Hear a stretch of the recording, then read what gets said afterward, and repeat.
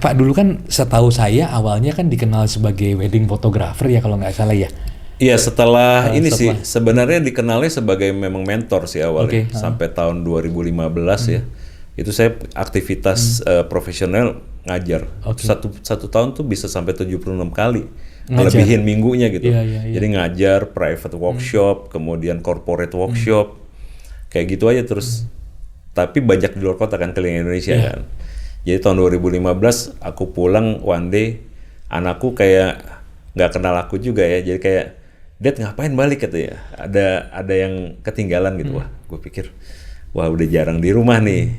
Jadi berpikirlah untuk kayak harus cari activity yang lebih banyak di rumah. Karena ketika sering workshop tuh 1 minggu paling di rumah sehari 2 hari. Habis itu terbang lagi kemana gitu. Terus ya. Keliling, karena workshopnya nggak cuma Jakarta kan. Dan ketika itu belum jamak workshop online ya Pak, jadi masih physical workshop online, betul. Iya, masih ya physical workshop.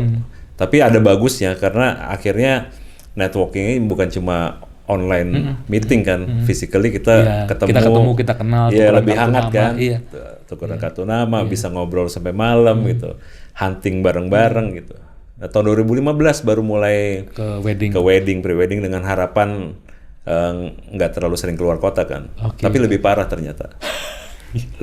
lebih pulangnya malah lebih jarang. Kenapa pilih segmen wedding Pak ketika itu? Sebenarnya dari awal berpikir bahwa nyari uang di fotografi ini harusnya di wedding, karena kan memang wedding selalu ada, kemudian uangnya cash terkenal. Cuma dulu waktu awal-awal belajar nanya ke teman-teman yang memang udah duluan wedding, mereka selalu bilang, wah ini wedding ini udah saturated gitu loh, saingannya banyak. Ternyata salah nanya, kompetitor ya. Gitu.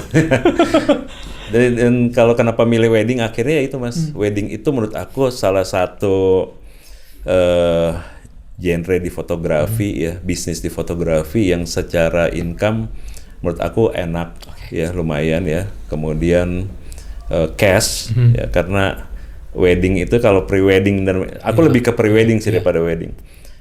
Sebelum syuting udah cash, kita terima udah full, udah lunas. Gitu. Otherwise nggak gue cetakin nih kan gitu kan? Nggak foto, karena pengalaman pre-wedding bayar 50% kita fotoin, dia nggak jadi wedding, kita nggak dibayar gitu. Jadi selalu kayak sebelum motret aja kita udah minta full. Jadi itu secara cash flow kita aman, nyaris nggak ada modal lah gitu ya. Jadi seperti itu dan selalu ada gitu. Saingan sih kayaknya di mana-mana ada ya, tinggal kita cari cara buat bisa lebih pop out lah gitu. Berarti kan arahnya lebih ke portrait fotografi ya Pak sebenarnya. Portrait benar. Aku dari awal portrait fotografi. Sebenarnya apa sih Pak perbedaan yang mendasar portrait fotografi dibanding sama fotografi yang lain? Kenapa saya pilih itu awalnya? Kenapa pilih itu? Karena nggak perlu keluar kota sih awalnya.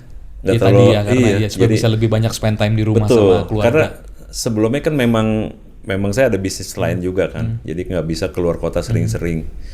Jadi potret lebih kayak potret dan lebih ke model fashion kan, jadi lebih baik.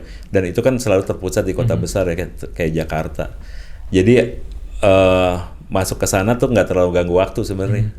Dan enak, banyak objek yang bisa saya emang suka motret manusia sih. Nah kalau kita ngomongin model nih Pak, model ini kan manusia ya, jadi dia punya mood bisa naik turun. Terus juga apa namanya, mungkin ada perbedaan kayak menurut fotografernya ini sisi angle cantiknya sebelah kiri atau sebelah kanan, buat dia beda lagi. Nah itu sebenarnya challenge-nya apa sih Pak? Kalau model sih dia harus nurut kita ya, karena kan kita bayar ya kan. Jadi sebenarnya tingkat kesulitannya hampir nggak ada untuk ke model. Kecuali salah milih model gitu, ya atau model nggak bisa sebenarnya kan, model sama-sama kayak kita kan profesional kan dibayar, jadi harusnya dia juga pada saat pemotretan profesional. Jadi kalau misalnya nggak masih bergerak di mood gitu ya, menurut aku belum model sih. Berarti belum profesional. Belum pantas dibayar. Ya kan? Yang susah tuh justru kayak potret orang yang memang bukan model ya. Jadi potret konseptual potret ya, kemudian kayak wedding kan banyak bukan model kan. Nah itu karena ya tadi kalau amatir kan dia belum biasa difoto ya Pak, kadang-kadang kaku ya. Mungkin jadi lebih susah moto yang belum profesional berarti malah ya.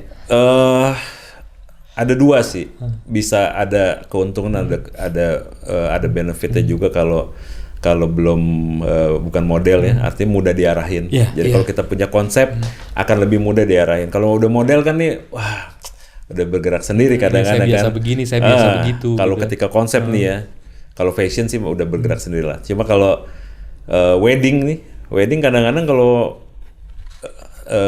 kayak saya pernah ada beberapa couple yang memang model ya mereka bergerak sendiri. Jadi kalau misalnya kita punya konsep harusnya seperti ini nih, kadang-kadang mereka gue bagus ya yang tadi kan angle gue bagus sebelah sini nih kayak gini, banyak aturan ya.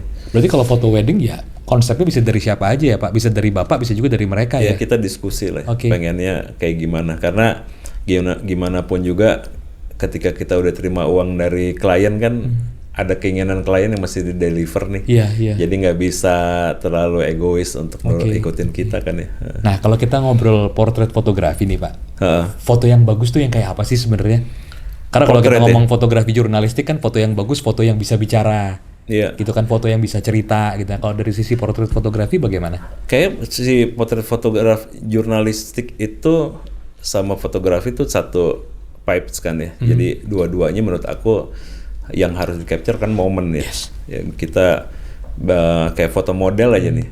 Berapa foto, 100 foto misalnya gitu, yang mungkin yang kita pilih cuma 10-20. Yang kita pilih kan momen mana yang terbaik yang bisa kita, yang mendeliver apa keinginan kita. Jadi yang di-capture memang momen, Mas.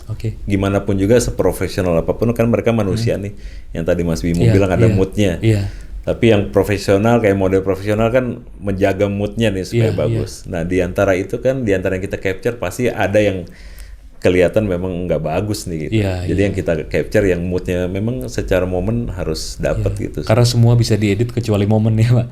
Momen nggak bisa diedit, susah. Walaupun AI sekarang bisa bikin orang sedih jadi tersenyum ya, tapi beda. Pak, ini kalau kita ngomong fotografi profesional gitu ya, kita ngomongin let's say portrait fotografi atau wedding fotografi gitu ya. Kan banyak nih Pak yang main di sini sebenarnya kan. Nah, sebenarnya kalau dari sisi Bapak sendiri added value apa sih Pak yang ditawarin supaya bisa survive gitu loh. Karena dari sekian banyak portrait photographer, dari sekian banyak wedding photographer, kenapa harus Pak Fajar? Gitu misalnya. Kalau foto sih, kalau ditanya foto pre-wedding yang bagus atau nggak bagus misalnya, kalau itu dijadikan unique selling point-nya juga itu depend lagi selera ya kan sama orang.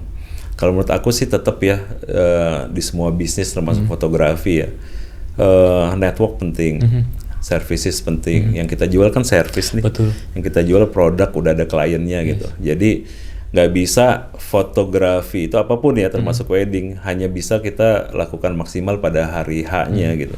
Jadi pas preparationnya penting supaya kita bisa tahu apa sih yang harus kita deliver ke klien. Gimana sih supaya apa yang kita deliver, output yang kita deliver ini klien merasa worth it dia bayar segitu. Kemudian juga after sales-nya gitu. Gimana hubungan kita bisa jaga karena akan terus-terusan nih. Kayak kemarin saya ada foto satu orang Sweet 17 ya. Ternyata dia dapat rekomendasi dari tantenya yang dulu saya fotoin pre-wedding beberapa tahun yang lalu gitu. Jadi itu tuh hubungan tuh. Jadi relationship.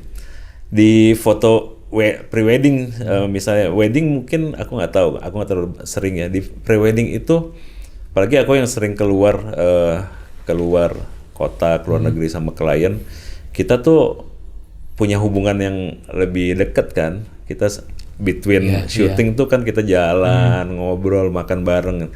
Nah itu menurut aku juga harus menjadi opportunity buat kita lebih diingat, dikenal gitu ya. Gimana pun juga itu penting itu. Di luar hal-hal teknis lainnya kayak misalnya hari ini kan ada meta ads segala macam yang bisa kita pakai untuk untuk jualan, kemudian banyak platform untuk personal branding ya. Nah, network menurut aku paling penting sih Mas. Kalau foto, aku suka bilang di workshop jangan melulu belajar technical gitu, nggak habis-habis. Apalagi kan sekarang kamera Sony Alpha 9 III sekarang global shutter. Istilahnya itu kamera kita suruh apa juga bisa gitu. Jadi kalau bicara mengenai teknik gak bakal habis-habis. Karena di saat semua orang menawarkan hal yang sama, akhirnya kan chemistry ya Pak. Bener. Karena ini bisnis trust juga saya rasa bisnis bukan cuma hasil yang indah, tapi juga bukan cuma hasil dan harga, tapi juga hubungan personal sih. Salah satu core-nya kan service ya. Jual jasa, intinya kan itu sebenarnya. Bener-bener banget.